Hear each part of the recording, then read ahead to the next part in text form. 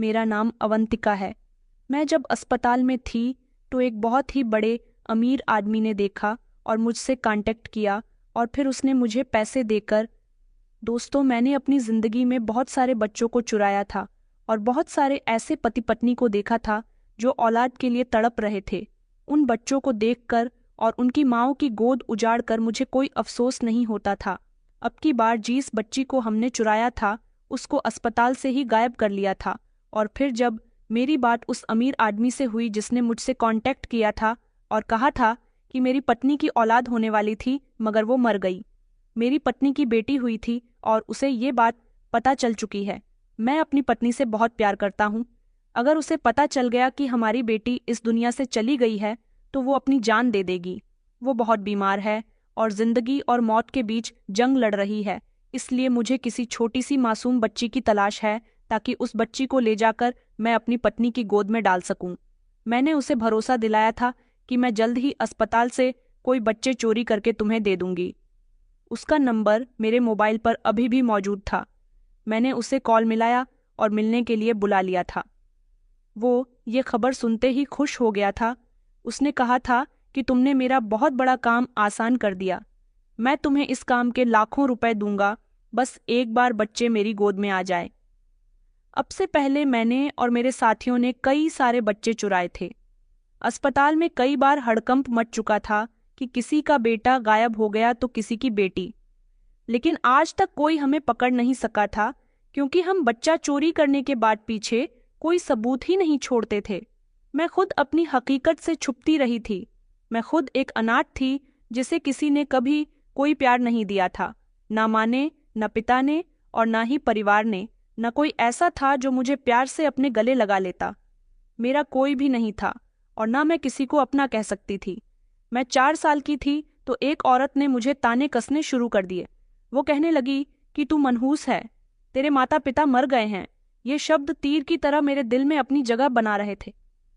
ऐसा लगता था जैसे मेरे दामन पर कोई दाग लगा दिया गया हो, जैसे मैं दुनिया में आने से पहले ही किसी अंधे के जुर्म की सजा पा चुकी हूँ। मैंने उस दिन सोच लिया था कि इस दुनिया में कोई किसी का नहीं होता। हर इंसान खुद अपना रास्ता बनाता है, खुद अपनी किस्मत लिखता है, खुद को ही अपनी जंग लड़नी पड़ती है।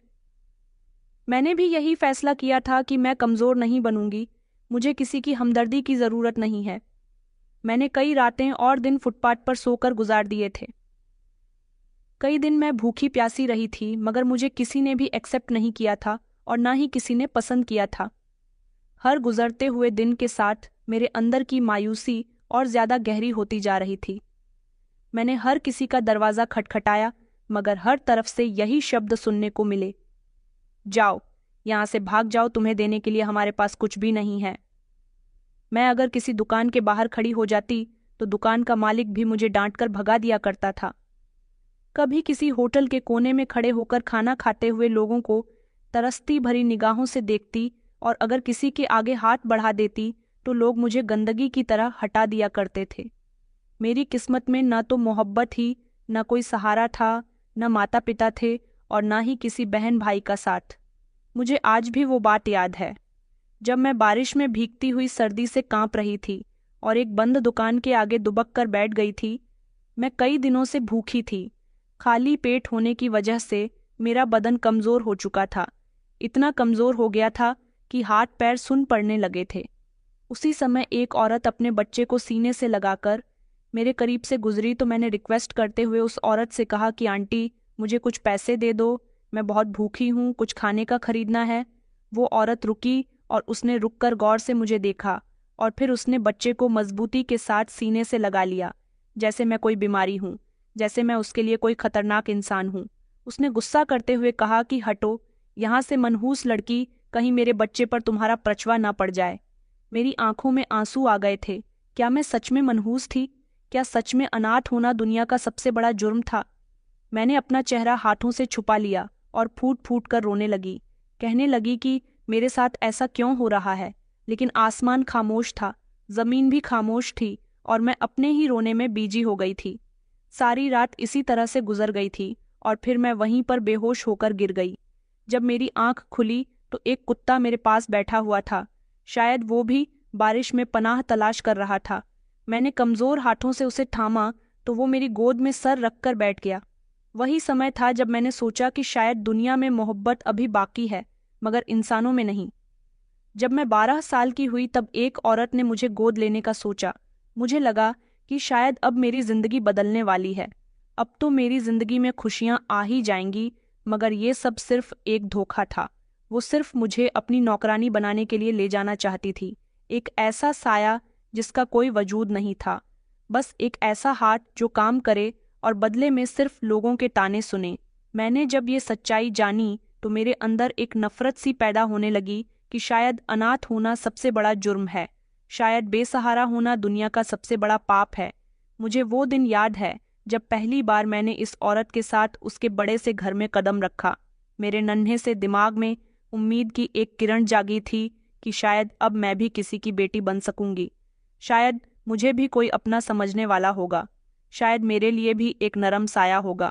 मगर हकीकत इस उम्मीद से कई ज्यादा जुल्म से भरी हुई थी। पहले ही दिन जब मैंने डरी हुई नज़रों से इधर उधर देखा तो नौकरों ने मुझे अजीब सी नज़रों से देखा, जैसे मैं कोई आम लड़की नहीं बल्कि एक बेकार चीज़ हूँ जिसे ज़बरदस्ती उनकी ज़िंदगी में दाखिल कर दिया गया हो। उस औरत ने मुझे मेले से कपड़े दे दिए और कहा कि इसे पहन लो, तुम अब से मेरे घर में काम करोगी। मैंने हैरानी से उनकी तरफ देखा और कहा कि मगर आपने तो कहा था कि आप मुझे अपनी बेटी बनाकर रखोगी। ये सुनकर वो जोर जोर से हंसने लगी और कहने लगी कि लड़की, तुम जैसी लड़कियां किसी की बेटियां नहीं होती, बस नौकरानी बनने के काबिल ही होती है। मेरे नन्हे से दिल पर ये शब्द एक पत्थर की तरह लगे थे। मैंने कुछ बोलने के लिए अपने मुंह को खोला ही था, मगर मेरे शब्द मेरे मुंह से निकल ना सके। पहली रात मुझे किचन में भेज दिया गया था, जहां के एक कोने में मुझे सोना था, लेकिन वहां पर तो 2 चूहे दौड़ रहे थे और अंधेरे में पूरे कमरे को अपनी लपेट में ले लिया था। मैंने खुद को समेटकर जमीन पर लेटने की कोशिश की, मगर सर्दी की वजह से मैं कांप रही थी। मैंने अपनी आंखों को जोर से बंद कर लिया था और दिल ही दिल में ऊपर वाले से मदद की गुहार लगा रही थी कि क्या मेरे भाग्य में यही सब लिखा है। अगर ऐसा ही है तो ऊपर वाला मुझे अपने पास बुला ले। मैं ऐसे दिन हरगिज नहीं गुजार सकती। दिन इसी तरह से गुजरने लगे और मेरे साथ यहाँ पर हर दिन बड़ा बुरा सुलूक किया जाता था। मुझे खाना भी पेट भर के नहीं दिया जाता था। जो दूसरे लोग छोड़ दिया करते थे वही खाना मुझे दिया जाता था, और अगर कभी गलती से मैंने ज्यादा पानी पी लिया तो मुझे मार पड़ती थी। एक दिन मैंने गलती से शीशे का ग्लास तोड़ दिया और वही औरत जो मुझे अपनी बेटी बनाने का दावा कर रही थी, मुझे बाल उसे पकड़कर जमीन पर फिर खींचने लगी। कहने लगी कि एहसान फरमोश लड़की, तुम्हें यहाँ खाने पीने को मिलता है और तुम यहाँ मेरा नुकसान करने पर तुली हुई हो। तुमसे तो ठीक से काम भी नहीं होता।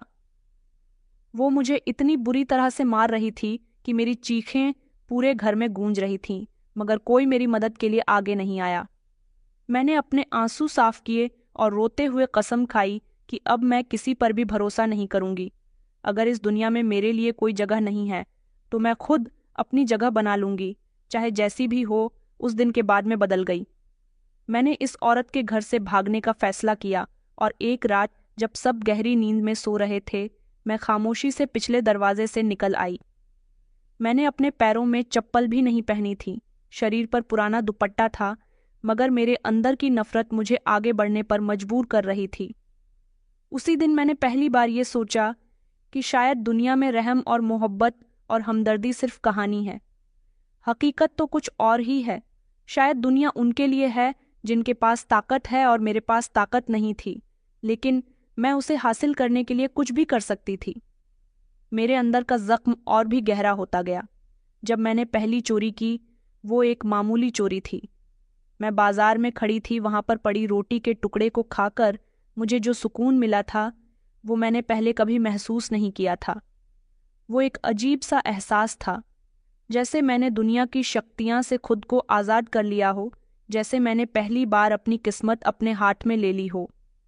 उस औरत ने जब मुझे खरीदा तो मैं समझ गई थी कि दूसरों को बेचना इस दुनिया का सबसे बड़ा कारोबार है। ये दुनिया इंसानों की नहीं बल्कि सौदेबाजी की जगह है, जहां फीलिंग्स की कीमत कुछ भी नहीं है मगर ज़रूरत वालों की ही बोली लगती है। जब मेरी उम्र 19 साल हुई तो मैंने अपनी पहली डील की। अस्पताल से एक बच्चे को चोरी करके उस औरत के घर से भागने के बाद मैं भागते भागते एक अनाथ आश्रम पहुंच गई थी। मेरा नसीब अच्छा था कि वहां पर मेरी परवरिश अच्छे से हुई। मैंने वहां पर शिक्षा हासिल की और उसके बाद मुझे अस्पताल में नर्स की नौकरी मिल गई। यहाँ पर पहली बार बच्चा चोरी करने के बाद बेचने पर मुझे काफ़ी प्रॉफिट हुआ था। एक बांझ पेरेंट्स के लिए उनके गोद में जीता जागता बच्चा आ जाना इसलिए बड़े खुशी की बात नहीं थी। मैं एक तरह से उन लोगों की दुआएं ले रही थी, तो दूसरी तरफ दूसरी माँ की गोद उजाड़ रही थी और माता पिता को लगता था कि उनकी औलाद मर गई है या फिर अस्पताल से गायब हो गई। इसी तरह की खुशी को मैंने अपनी कमाई का जरिया बना लिया था। ये काम करके मैंने दिन रात अच्छी खासी दौलत कमाई। मुझे ना तो कोई पूछने वाला था और ना ही कोई रोकने टोकने वाला था। अस्पताल में काम करने वाली नर्सेज बदलती रहती थी, मगर मैंने अस्पताल वालों का भरोसा जीत लिया था, जिससे मैं यहाँ पर कई सालों तक टिकी रही और सब लोगों का भरोसा जीतने के साथ साथ उनकी आंखों में धूल भी झोंकती रही। पहले मैं अकेले ये सब करती थी, मगर धीरे धीरे मैंने अपने इस काम में 2-3 औरतों को भी शामिल कर लिया था, जो अस्पताल में ही नर्स की नौकरी किया करती थीं। फिर हमें एक दिन एक मर्द की भी ज़रूरत थी, क्योंकि कुछ मर्द ऐसे होते हैं जो बाहर का काम आसानी से कर लेते हैं। फिर अपने प्लान में मैंने अस्पताल के एक वार्ड बॉय को भी शामिल कर लिया। इस तरह हम 4 लोगों की टीम मिलकर अस्पताल से हर महीने एक बच्चा चोरी किया करते थे और हम उसे भारी कीमत पर ज़रूरतमंद लोगों को बेच दिया करते थे। हम इसी तरह मासूम बच्चों का सौदा करते थे। अगर कभी किसी ने मेरे खिलाफ जाने की कोशिश भी की थी, तो हमने पैसा देकर उसका मुंह बंद करवा दिया था। वैसे भी पैसा सबको खामोश करवा देता है। मैंने हर वो काम किया जो मुझे अमीर बना सके। यहाँ तक कि मेरा ज़मीर भी मर चुका था, लेकिन मुझे कभी सुकून नहीं मिला, क्योंकि जब मैं शीशे में खुद को देखती थी तो वहाँ मुझे अपने अंदर एक दरिंदा नजर आता था। एक ऐसा दरिंदा जिसने मासूमियत को बेचा, जिसने कई जिंदगियों को बर्बाद किया, जिसके हाथों पर उन माता पिता के आंसू थे जिनको मैंने उनकी औलाद से अलग किया। मैंने किसी के बच्चे की कीमत लगाकर किसी और के हवाले कर दिया था। मैंने कई बार कोशिश की कि मैं खुद को इस दलदल से निकाल लूं, लेकिन मेरे अंदर की बेरहम मुझे खींचकर वापस ले आती थी। जैसे मैं अब सिर्फ एक शरीर हूं जिसके अंदर आत्मा और फीलिंग्स नहीं है, सिर्फ पाप है। और वो दिन भी आ गया जब मेरी दुनिया पूरी तरह से बदल गई। जब अस्पताल में एक नर्स भागती हुई मेरे पास आई और कहने लगी कि अवंतिका, तुम्हें फौरन नीचे आना होगा। मैंने झुंझलाकर कहा कि क्या हुआ? उसने कहा कि एक बच्ची को हमें गायब करना है। मैंने कहा, हाँ तो जल्द से जल्द करो, क्योंकि मेरे पास एक कस्टमर है। उसने मुझे कल रात ही फ़ोन करके कहा था कि उसे बच्चे की बहुत ज़रूरत है। उसने कहा तो फिर प्लान बनाओ और रात के समय बच्ची को गायब कर लो। हम चारों ने एक साथ मिलकर प्लान बनाया। जीज माँ ने उस बच्ची को जन्म दिया था, वो उसकी पहली औलाद थी और पूरे 10 साल के बाद उसने एक बेटी को जन्म दिया था। उसकी बेटी बहुत सुंदर और बहुत ही प्यारी थी। मुझे उसको चोरी करना था। उस बच्ची को NICU में रखा गया था। वहां पर कैमरास लगे हुए थे। वार्ड बॉय नवीन ने सबसे पहले कैमरों को बंद कर दिया और 2 नर्सों ने पहरा दिया। उसके बाद मैं वहां से जाकर उस बच्ची को खामोशी से ले आई थी और मैंने अपने कस्टमर को फ़ोन कर दिया था। मैंने अपने साथियों को भी बताया था कि इस बच्ची को बेचने से हमें लाखों रुपए मिलेंगे। अब की बार हमारी किस्मत जाग जाएगी, क्योंकि इस बच्ची को देने से हमारी किस्मत बदलने वाली है। वो लोग भी बहुत खुश हो गए थे। हमने सोचा कि अगर हमें इसके सच में लाखों रुपए मिल गए और हमें बहुत सारा फ़ायदा हुआ, तो शायद हम आगे से ऐसा काम करना बंद कर देंगे, क्योंकि ये काम हमारे लिए बहुत रिस्की था। कई बार हम लोग पकड़े जाने की हद तक पहुंच गए थे, लेकिन पैसों का लालच देकर अपने खिलाफ लोगों को खामोश करवा दिया था। बच्चे चुराने के बाद मैंने उस आदमी रघुराज चौधरी को फ़ोन कर दिया था और कहा था कि आपका काम पूरा हो गया। वो खुश हुआ और उसने कहा कि मैं कल सुबह तुमसे बच्ची आकर ले जाऊंगा। मैंने कहा, हम बच्चा अपने पास ज़्यादा समय तक नहीं रखते, तुम अभी आओ, हमें हमारी कीमत दो और इस बच्ची को यहाँ से ले जाओ। मगर उसने कहा कि मैं अभी शहर में मौजूद नहीं हूँ, काम के सिलसिले में दूसरे शहर आया हुआ हूँ। वहाँ से यहाँ पहुँचते हुए मुझे सुबह हो जाएगी, इसलिए तुमसे कह रहा हूँ कि मैं कल आऊँगा, लेकिन तुम फिक्र मत करो, मैं तुम्हें इस काम के पूरे 10 लाख दूंगा। 10 लाख की रकम का सुनकर तो मेरे होश ही उड़ गए थे। मैं खुश हो गई थी और मेरे साथी भी खुश हो गए थे। बच्ची को मैं अपने घर लेकर आ गई थी। सारी रात मुझे उसको अपने साथ रखना था, ये काम बहुत रिस्की था, लेकिन मैंने अपनी ज़िंदगी में बहुत सारे रिस्क लिए थे। एक रात का रिस्क तो मैं आराम से ले ही सकती थी, मगर उस औरत की हालत मुझे याद आने लगी जो इस बच्चे की माँ थी, और वो अपने पति के कंधे पर सर रखकर बुरी तरह से रो रही थी। जब उसे पता चला कि अस्पताल से उसकी बेटी गायब हो गई है, वो पूरे अस्पताल के स्टाफ को बुरी तरह से कोस रही थी और बार बार अपने पति को कह रही थी कि मुझे मेरी बेटी ला दो। मुझे इतने सालों बाद माँ बनने की खुशी मिली थी। जिस किसी ने भी मेरी बेटी को गायब किया है, उसके साथ अच्छा नहीं होगा। ऊपर वाला उसको सजा देगा। कभी उसको खुशियां नसीब नहीं होंगी, कभी उसे सुकून नहीं मिलेगा। मेरी गोद कई सालों बाद भरी थी, और भरने के बाद भी उजड़ गई। जिस किसी ने भी मेरी बेटी को लिया है, वो अपनी किस्मत को रोएगा। वो औरत तड़प तड़प कर रो रही थी और बद्दुआ दे रही थी। मैं और मेरे साथी उस पर हंस रहे थे, क्योंकि वो पहली ऐसी औरत नहीं थी जिसने मुझे बद्दुआ दी हो। ऐसे ना जाने कितने माता पिता होते थे जो अपनी औलाद गायब हो जाने के बाद मुझे बद्दुआ दिया करते थे, लेकिन मुझे अभी तक किसी की भी बद्दुआ नहीं लगी थी। मेरे लिए तो ये काम बड़ा ही मामूली सा था, और बड़ी सफाई के साथ मैं अपना ये काम किया करती थी। इस बच्ची को मैं जब अपने घर लेकर आई तो बहुत खुश हो रही थी, और अभी तक मैंने अपने साथियों को भी पैसे नहीं दिए थे, क्योंकि अभी मुझे ये पैसे नहीं मिले थे। मैं बड़ी बेचैनी के साथ अगले दिन का इंतज़ार कर रही थी, लेकिन जब अगला दिन आया तो तब भी वो आदमी नहीं आया था। मैंने उसको फ़ोन किया और कहा कि रघुराज जी, जल्दी से आइए, हमारी रकम लेकर और अपनी बेटी अपने साथ ले जाइए। उसने कहा कि मैं आधे घंटे में आ रहा हूँ, लेकिन उसके बाद तो उसका मोबाइल बंद जाने लगा। आधा घंटा क्या पूरा दिन गुजर गया था, वो आदमी नहीं आया, और इस बच्ची के चक्कर में मैं अस्पताल भी नहीं गई थी। मैंने अस्पताल फ़ोन करके बोल दिया था कि मेरी तबीयत ठीक नहीं है, मैं कल आऊँगी। इस बच्चे का ख्याल भी मुझे रखना पड़ रहा था। वो बार बार रो रही थी तो मैं उसको फीडर में दूध बनाकर दे रही थी, बार बार उसके कपड़े बदल रही थी। मैं बाजार से उसके लिए कपड़े खरीद कर लाई थी। उसे सारी रात मैंने चुप करवाया था। मैं परेशान हो चुकी थी कि वो आदमी अभी तक इसको लेने के लिए नहीं आया था। काफ़ी समय तक उसका इंतज़ार करते करते मैं थक चुकी थी। मैं इस बच्ची को लेकर दोबारा अस्पताल भी नहीं जा सकती थी। इस तरह तो मैं और मेरे साथी पकड़े जाते। मैंने उन लोगों को इस बारे में बताया कि जिस आदमी से मेरा केन अटैक हुआ था, इस बच्ची को लेकर वो तो आया ही नहीं है, यहाँ तक कि उसका नंबर भी बन जा रहा है। मैं क्या करूं? किस तरह से इस बच्ची को उसके हवाले तक पहुंचाऊं? मैंने अपने साथियों से भी कह दिया था कि तुम लोग कहीं और इस बच्ची का बंदोबस्त करो, मगर वो तो मुझसे पैसे मांगने लगे और कहने लगे कि हम कुछ नहीं कर सकते, तुम झूठ बोल रही हो, तुम हमें हमारे पैसे दे दो। मैंने कहा, मैं झूठ नहीं बोल रही हूँ। बच्ची मेरे घर पर है, मेरी नौकरानी के पास है। तुम लोगों को यकीन नहीं आता तो मेरे घर आकर देख सकते हो। मगर उनमें से किसी ने भी मेरी बात का यकीन नहीं किया, और ये कहा कि तुमने बच्ची को बेच दिया है, और ज़्यादा पैसे आने पर तुम लालची हो गई हो, तुम्हारी नीयत खराब हो गई।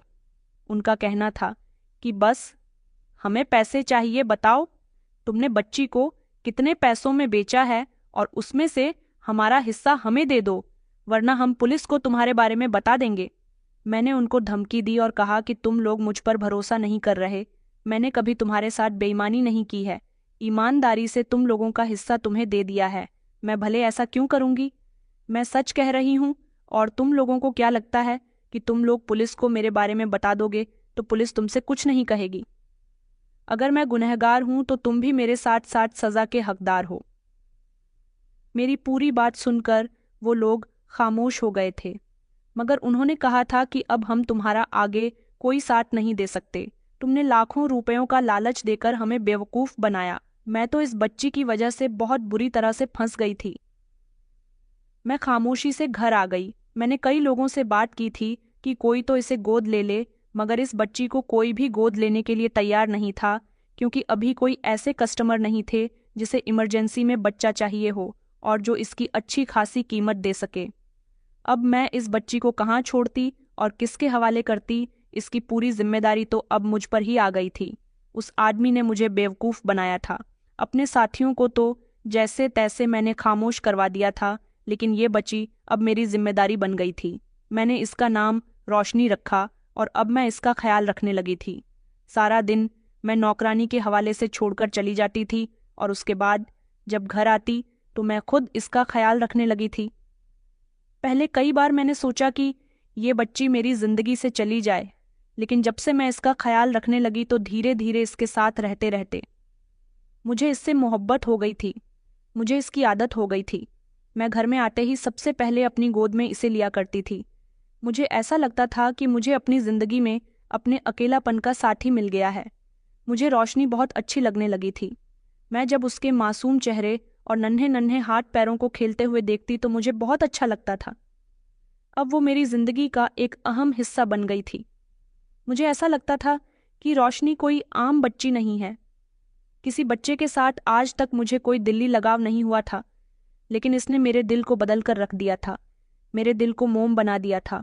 मैं उसका हर तरह से ख्याल रखती थी। मैं उसके साथ खुश रहती थी, लेकिन फिर भी वो ठीक नहीं थी। दिन ब दिन उसकी सेहत कमज़ोर होती जा रही थी। मैं इस बात से बहुत परेशान थी कि आखिर उसको क्या परेशानी है। उसकी उम्र तो बढ़ती जा रही है, मगर वो हमेशा मुझे कमज़ोर नज़र आती है। उसको मेरे पास रहते रहते 5 महीने गुजर गए थे। वो सिर्फ रोती रहती थी।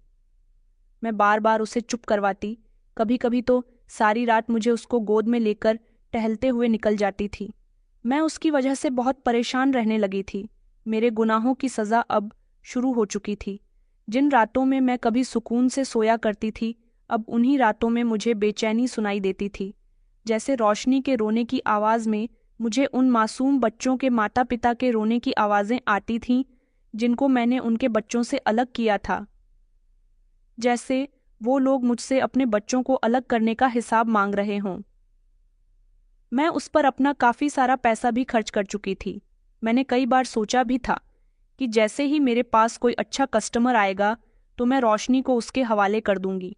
लेकिन जब जब मैं कस्टमर से उसको लेकर डील कर लेती थी, तब मेरा किसी को भी उसे देने का मन नहीं करता था। हर दिन मेरे दिल में एक नई बेचैनी जन्म ले लेती थी। जब उसकी तबीयत बिगड़ जाती थी, उसको अचानक दौरे पड़ने लगते थे, मैं उसे अपनी नौकरानी के साथ डॉक्टर के यहाँ लेकर जाती तो डॉक्टर कहता कि बच्ची को कोई बात नहीं है, बच्ची बिल्कुल ठीक है। मगर ऐसा कैसे हो सकता था? डॉक्टर को उसकी बीमारी क्यों नज़र नहीं आ रही थी? मैं उससे बहुत प्यार करने लगी थी, इसलिए उसका इलाज करवाकर उसको ठीक करना चाहती थी। लेकिन हर तरह से पैसा उठाने के बावजूद भी वो ठीक नहीं हो पा रही थी। उसकी वजह से मेरा अस्पताल भी जाना नहीं हो रहा था। मैं अस्पताल में अपनी नौकरी नहीं कर पा रही थी। यहाँ तक कि रातों को भी उसकी वजह से मैं नहीं सो पा रही थी। शुरू शुरू के दिनों में तो वो खेलती रहती थी, लेकिन अब जैसे जैसे दिन बढ़ते जा रहे थे, वो ज़्यादातर मुझे परेशान ही करती थी। मैं एक नर्स थी और बच्चों की देखरेख के बारे में सब कुछ बहुत अच्छे से जानती थी। फिर भी मैं रोशनी के लिए इस काम में नाकामयाब रही। एक दिन रोशनी बहुत बुरी तरह से रो रही थी और मैं उसे लेकर जब डॉक्टर के पास पहुंची तो रास्ते में ही उसने रोना बंद कर दिया। मुझे ऐसा लगा जैसे रोशनी सो गई है, मगर जब मैं डॉक्टर के पास उसे लेकर पहुंची तो डॉक्टर ने कहा कि बच्ची इस दुनिया से जा चुकी है, उसकी मौत हो गई है। ये खबर सुनकर तो जैसे मेरे पैरों तले से ज़मीन निकल गई थी। मुझे लगा कि ये मेरी बच्ची तो नहीं है, ना ही मेरे परिवार का हिस्सा है। मुझे इसके बारे में इतनी फिक्र नहीं करनी चाहिए, लेकिन जब इसकी मौत की खबर मैंने सुनी तो मेरा दिल दहल कर रह गया था और मेरा मन कहने लगा कि ऐसा नहीं हो सकता। वो मुझे छोड़कर नहीं जा सकती। मुझे ऐसा लगा जैसे मैं फिर से अकेली हो गई हूँ। मुझे उसकी आदत हो गई थी। उसके मरने पर कई सालों के बाद मेरी आंखों से आंसू छलके थे, क्योंकि वो मेरे 60 महीने रही थी और ये 60 महीने मेरे लिए 60 सालों की तरह थे। उसके जाने के बाद मैं अपने घर जाकर रोते रोते सो गई थी। मैंने सपने में उसे देखा। वो जोर जोर से रो रही थी। शायद उस बच्ची पर बहुत तकलीफ थी। मुझे नहीं पता था वो इतनी जल्दी मुझे छोड़कर चली जाएगी। उसके आने के बाद तो मेरी जिंदगी में रंग भर गए थे। मैं बहुत रोई थी। मुझे नहीं पता था कि उसके जाने के बाद मेरे साथ ये सब कुछ क्यों हो रहा था। मैंने सपने में देखा था वो बोल रही थी और बार बार कह रही थी कि आपने मेरे माता पिता के साथ अच्छा नहीं किया। यहाँ तक कि उसकी रोती हुई माँ की चिल्लाते हुई आवाज़ें भी मेरे कानों में गूंज रही थीं। लेकिन मेरे साथ ये सब कुछ क्यों हो रहा था? मैंने अपनी जिंदगी में कई बच्चों को उनके माता पिता से दूर कर दिया था, मगर मेरे साथ कभी ऐसा नहीं हुआ था।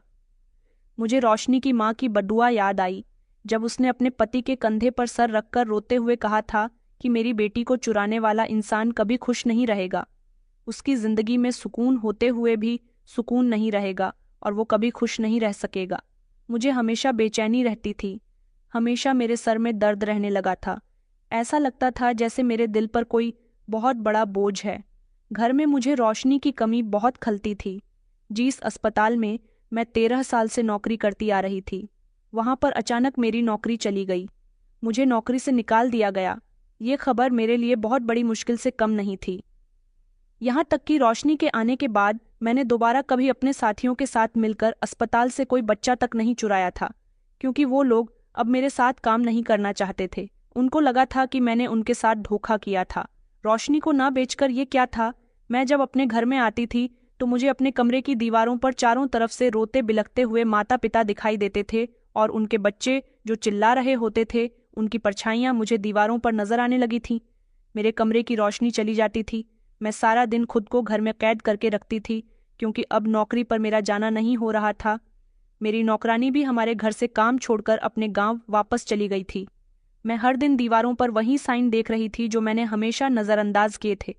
मेरे बीते हुए कल के सारे पाप तूफान की तरह मेरे दिमाग में गूंजने लगे। हर वो मासूम बच्चा जिसको मैंने उसके परिवार से अलग कर दिया था, उनकी आवाज़ मेरे कानों में आने लगी और ऐसा लगता था जैसे हर कोई मुझसे सवाल कर रहा है कि मैं ऐसा क्यों किया करती थी, क्योंकि मैंने कई सारे माता पिता और उनके बच्चों की बद्दुआएं ले ली थीं। क्या पता जिन बच्चों को मैंने अभी तक जिन लोगों को पैसों के हवाले दिया है, उन्होंने उन बच्चों की परवरिश ठीक से की भी थी या नहीं, कि वो बच्चे किस हाल में थे और किस परेशानी से गुजर रहे थे। मैंने अपनी डील खत्म होने के बाद और पैसे हाथ में लेने के बाद कभी भी उन बच्चों के बारे में नहीं सोचा था। मैं सिर्फ हमेशा अपना फायदा देखती थी। मेरी आंखों में आंसू भर जाते थे। मेरे दिन रात रोते रोते गुजरने लगे थे। मुझे हर तरफ वही छोटी बच्ची रोशनी दिखाई देती थी। मैं अपने ही घर में अकेलापन से डरने लगी थी। यहाँ तक कि मैंने पागलों जैसी हरकतें शुरू कर दी थीं। मैं बार बार प्रार्थना के लिए हाथ उठाती थी, मगर आज मेरे दिल से सिर्फ यही शब्द निकल रहे थे। और तभी मुझे एहसास हुआ कि रोशनी मेरी जिंदगी में मेरी सज़ा बनकर आई थी। वो मासूम बच्ची जो मेरी गोद में थी, वो मुझे इंसानियत का सबक सिखाकर चली गई थी। उसके जाने के बाद मेरी जिंदगी में सुकून जैसे खत्म हो गया था। मेरा दिल बोझल सा रहने लगा था और मैं खुद के साथ बहुत गलत कर रही थी।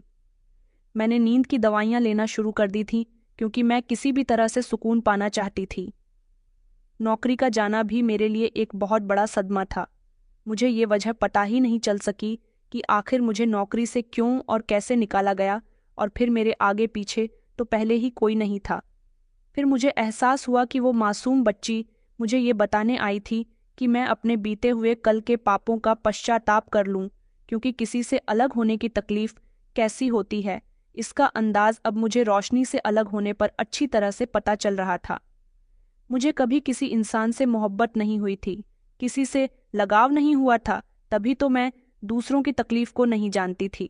रोशनी को मैंने एक माँ की तरह पाला था। मैं शादीशुदा नहीं थी। मेरी परवरिश मेरी माँ ने नहीं की थी। मैं नहीं जानती थी कि माँ कैसी होती है, माँ क्या करती है, मगर रोशनी के लिए मैंने सब कुछ किया था। एक तरफ मेरा बीता हुआ कल था जो मुझे खींच रहा था, जो मुझे ये बता रहा था कि मैं कभी नहीं बच सकती, क्योंकि मुझे ऐसा लगता था जैसे मेरे शरीर में जान नहीं है। मेरे पाप बहुत ज्यादा हैं, उनके लिए शायद मेरी माफ़ी मुमकिन नहीं होगी। मुझे अकेले घर में ऐसा लगता था जैसे कहीं से रोशनी रो रही है, उसके हंसने की आवाज़ आ रही है, उसके खिलखिलाने की आवाज़ आ रही है, लेकिन ऐसा नहीं होता था। मैं बस बिस्तर से सर लगाकर रोती रहती थी, या फिर होश में होती तो अजीब अजीब हरकतें करने लगती थीं, रोती रहती थीं। उसकी मौत ने मुझे तोड़कर रख दिया था। मुझे नहीं पता था कि वो इतनी जल्दी चली जाएगी और उसके जाने का सदमा मुझे इतनी बुरी तरह से परेशान कर देगा। उसको मैं जिसके लिए लेकर आई थी, वो तो उसे लेकर ही नहीं गया, लेकिन वो मेरी जिंदगी में खुशियों का हिस्सा और उनकी वजह बन गई थी। मुझे लगता था कि आगे चलकर बड़ी होगी तो मैं इसे अपनी छोटी बहन की तरह इसका ख्याल रखूंगी और इससे कहूंगी कि मुझे दीदी कहाँ करे। लेकिन जो मैंने सोचा था ऐसा कुछ भी नहीं हो सका। एक रात में अपने कमरे में बैठी हुई थी, जब अचानक एक अजीब सी रोशनी मैंने देखी थी। इसमें ना वो नरमी थी जो हर रोशनी में होती है, न वो गर्मी थी जो एक चिराग या सूरज की किरण में होती है, बल्कि ये रोशनी मेरी आत्मा को पूरी तरह से बर्बाद कर रही थी। ऐसा लग रहा था जैसे ये चमक मुझे बर्बाद करके रख देगी। ऐसा लगता था जैसे ये मेरी आत्मा के छुपे असल इंसान को निकाल रही है। मैं दिमागी मरीज बन चुकी थी, तभी मुझे कुछ न कुछ गलत दिखाई देता रहता था, और ये सब कुछ मैं काफ़ी दिनों से बर्दाश्त करती आ रही थी। फिर मुझे एहसास हुआ कि मुझे अपने गुनाह कबूल कर लेने चाहिए, जो मैं बीते हुए समय में कर चुकी हूँ। न जाने कितने बच्चों को उनके माता पिता से जुदा कर चुकी हूँ, न जाने कितने माता पिता की सोनी गोद को उजाड़ चुकी हूँ। मुझे बहुत डर लगता था, और मैं अपने इस अकेलापन से पागलों की तरह डरती थी, क्योंकि मेरे कानों में मेरे बीते हुए कल की आवाज़ें गूंजने लगी थीं। मैंने अपने बचपन को अपनी आंखों के सामने चलते हुए देखा था। वो लम्हा जब मैंने भूख की वजह से दरवाजे खटखटाए थे और कोई मुझे अपना ना सका था। पता नहीं ये सब कुछ मुझे फिर से क्यों दिखाई दे रहा था, और ये सब को देखकर मैं बुरी तरह से डर जाती थी, क्योंकि मैं दोबारा से अपना वही समय नहीं दोहराना चाह रही थी। वो समय मैंने बड़ी मुश्किल से गुजारा था। मैंने तो उन लम्हों को भुला दिया था, मगर अब वो सारा समय किसी हकीकत की तरह मेरी आंखों के सामने आ जाता था। एक दिन मैंने हिम्मत की और मैं खुद ही उठकर पुलिस स्टेशन चली गई थी। मैंने सच में बहुत बड़े पाप किए थे। मुझे अपने सारे पाप याद आ गए थे। मेरी मदद कौन कर सकता था? मैंने पूरी जिंदगी जालिमों के बीच गुजारी थी। मैंने कभी हमदर्दी महसूस ही नहीं की थी, इसलिए मैं पुलिस स्टेशन चली गई और मैंने पुलिस को सब कुछ बता दिया, क्योंकि पुलिस काफ़ी समय से सरकारी अस्पताल में गायब होने वाले बच्चों के गिरोह के बारे में मालूम करना चाहती थी। लेकिन पुलिस को कभी कोई मुजरिम मिल ही नहीं सका, क्योंकि हम बड़ी सफाई से अपना काम करते थे और कभी भी मैंने कोई गलती नहीं की थी। अगर कोई गलती मुझसे हो भी गई थी तो मैं उसे बड़ी खामोशी के साथ छुपा दिया करती थी। यही सारी गलतियां आज मेरी जिंदगी तबाह कर रही थीं। ये फैसला मैंने बड़ी मुश्किल से किया था, क्योंकि मैं अब अपने पापों के साथ जिंदगी नहीं गुजारना चाहती थी। या तो फिर मुझे मौत को गले लगाना था, या फिर अपनी सच्चाई को एक्सेप्ट करना था। कानून के सामने अपने जुर्म का मैंने एतराफ़ कर लिया था, और मेरे जुर्म के बारे में सुनकर पुलिस सख्ती में आ गई थी। फौरन ही मुझे अरेस्ट कर लिया गया। यहाँ तक कि मेरे साथियों के बारे में भी मैंने उनको सब कुछ बता दिया था, कि हम लोग किस तरह से अस्पताल में मौजूद बच्चों को चोरी किया करते थे, और ये काम हम पिछले 13 साल से कर रहे थे। मेरी हिम्मत पहले तो ये सब बताते हुए कमज़ोर भी पड़ गई थी, लेकिन फिर मुझे याद आया कि रोशनी शायद अपनी माँ के पास होती तो वो बच जाती। ऊपर वाले ने उसे मेरे पास इसलिए भेजा था ताकि उसकी वजह से मैं अपने पाप याद कर सकूं। पुलिस ने तो मुझसे ये भी कहा था कि क्या तुम सच कह रही हो? तुम्हें पता है ना कि जो तुम कह रही हो उसकी सज़ा कितनी बड़ी हो सकती है। मैंने कहा था कि मैं अपनी सज़ा भुगतने के लिए तैयार हूँ। सारा पुलिस स्टेशन हैरान था कि मैंने सच बोल दिया और अपनी गैंग के लोगों को भी पकड़वा दिया। मेरे साथी बहुत गुस्सा थे और सारा इल्ज़ाम मुझे अकेली पर ही डाल देना चाहते थे। मैंने वो कर्ज दिखाया था जिसके बारे में कभी किसी ने सोचा भी नहीं था। ये वो समय था जब मैंने अपने पाप की सीढ़ी पर पहला कदम रखा था। मैं जानती थी कि मैंने अपनी ज़िंदगी को रोशनी के जाने के बाद किस तरह से गुजारा है। मैंने आज वो फैसला कर लिया था जो मेरी ज़िंदगी को हमेशा के लिए बदल सकता था। यह हथकड़ी मेरे गुनाहों की सज़ा नहीं थी, बल्कि मेरी आज़ादी थी। वो आज़ादी जो मुझे रोशनी की वजह से मिली। मैं जेल जा रही थी, लेकिन पहली बार मैं आज़ाद हो गई थी। मेरी आंखों में आंसू नहीं थे, बस दिल में रोशनी की याद थी कि काश वो जिंदा होती तो शायद मेरे दिल से इतना बड़ा बोझ ना उतरता जो उतर गया है। वो बच्ची मुझे जिंदगी का असली मतलब सीखा कर गई। कोर्ट में जब मुझे पेश किया गया तो जज साहब ने मेरे साथियों को जितनी सज़ा सुनाई थी, मुझे भी उतनी ही सज़ा सुनाई गई थी। वैसे तो मुझे सज़ाए मौत होनी थी, लेकिन जज साहब का कहना था कि इस लड़की ने खुद अपना गुनाह कबूल किया है और आज के दौर में कोई ऐसा नहीं करता। इस लड़की को सज़ा मिलेंगे, लेकिन ये अपनी सज़ा को जेल में रहकर नहीं काटेगी, बल्कि इसे किसी अनाथ आश्रम में भेज दिया जाएगा और ये वहाँ पर बच्चों की परवरिश करेगी। ऐसा इसे सारी ज़िंदगी करना होगा। मैं अपनी सज़ा से बहुत खुश थी। मुझे कोई अफसोस नहीं था कि मुझे सारी ज़िंदगी के लिए बच्चों के हवाले उनकी नौकरी करने के लिए छोड़ा जा रहा है, बल्कि मैं खुश हो रही थी कि मुझे अब अनाथ आश्रम में एक रोशनी नहीं बल्कि ना जाने ऐसे कितने बच्चों का प्यार मिलेगा। जितने बच्चों का प्यार मैं उनके माता पिता से छीन चुकी हूँ, जो मुझे सुकून देंगे। मैं अब अनाथ आश्रम में रहकर छोटे बच्चों का ख्याल रखती हूँ, उनकी नौकरानी बन चुकी हूँ। मैं उन बच्चों का बहुत अच्छे से ख्याल रखती हूँ। मुझे आज भी रोशनी की याद आती है, लेकिन उन सारे बच्चों में मुझे रोशनी नजर आती है, और मैं छोटे छोटे बच्चों को देखकर यही सोचती हूँ कि आज अगर रोशनी जिंदा होती तो इन बच्चों के साथ ही खेल रही होती, या फिर इतनी ही उम्र की होती। कभी कभी मासूम लोग भी हमें जिंदगी का वो सबक सिखा देते हैं जिनको हम खुद कभी नहीं सीख सकते। तो दोस्तों, उम्मीद करती हूँ आपको हमारी कहानी पसंद आई होगी। कहानी पसंद आई है तो वीडियो को लाइक और हमारे चैनल को सब्सक्राइब करें। धन्यवाद।